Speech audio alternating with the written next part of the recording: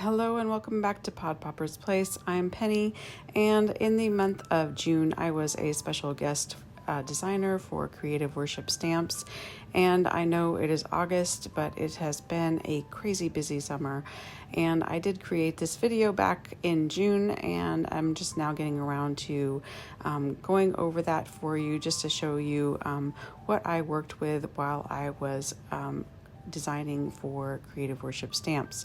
And I purchased this in part. It was also Creative Worship Stamps also provided me with some of this as free of charge to work with, but some of it I did purchase, and I really love this set. So there's a die set, and I'm just showing you how you can get some of these edges off if you can't cut them off all the way. You can use a sander and get those sharp edges off.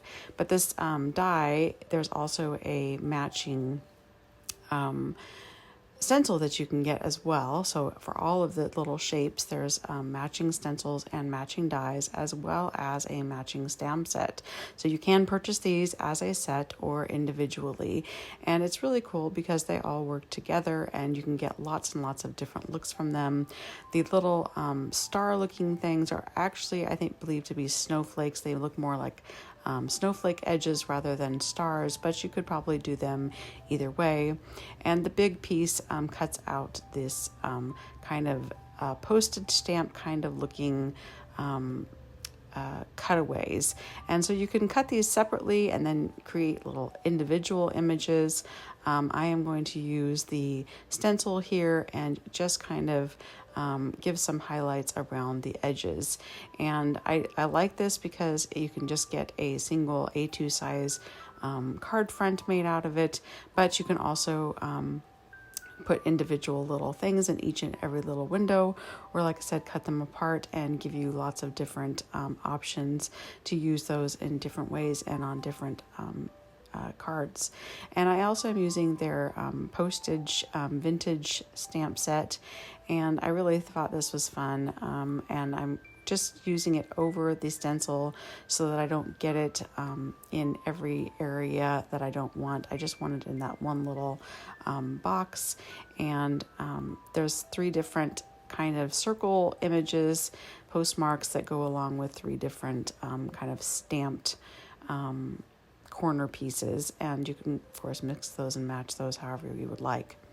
I'm also using their grunge dots, I believe it's called, stencil, and I'm using that on top of the sectional stencil there, so that I'm keeping those dots just in those areas and they are not going into the other areas where I don't want them on the line. So the line is going to be nice and crisp and clean and not going to show that.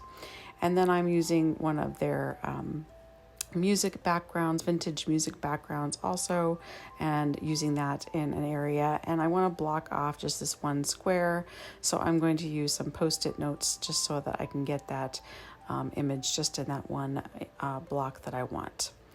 And I'm going to do the same thing with this butterfly image. It is a very large image, but we have a good size block there. And I'm going to, once again, use some Post-it notes just to kind of block off the sections I don't want the stamp to be in.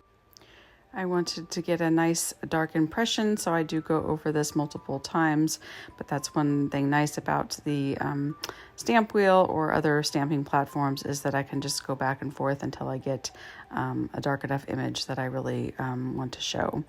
And I wanted to also show you that the words that you can add. Now, I wish I would have done a little bit lighter color for the music background, because the words are a little bit harder to show on top of that kind of reddish dark background, but I still think it looks okay. And this gives you lots of different options. I mean, there's these little squares. You could do one giant image and cut them into pieces. That would be kind of an interesting artistic look. And or you could do lots of smaller images, like with the stamp set that comes with the little hearts and snowflakes and all different kinds of little tiny things in there. So it's just a great variety of ways that you can use this. And I hope that you are having a really good summer. I have been super busy, so if you've noticed, I haven't had any videos or card creations for a while. I went back to college this spring, and so I have been spending a lot of time at my desk studying and doing lots of homework, and it has just taken up an incredible amount of time. So I haven't really been able to create much over the last couple of months, and I certainly do miss it very much. But you know, the changes in life, just different things going on, and so you just have to roll with the punches. And so I hope you're getting in some crafty time this summer, as well as enjoying the outdoors and getting to visit family and friends and just enjoy the sunshine.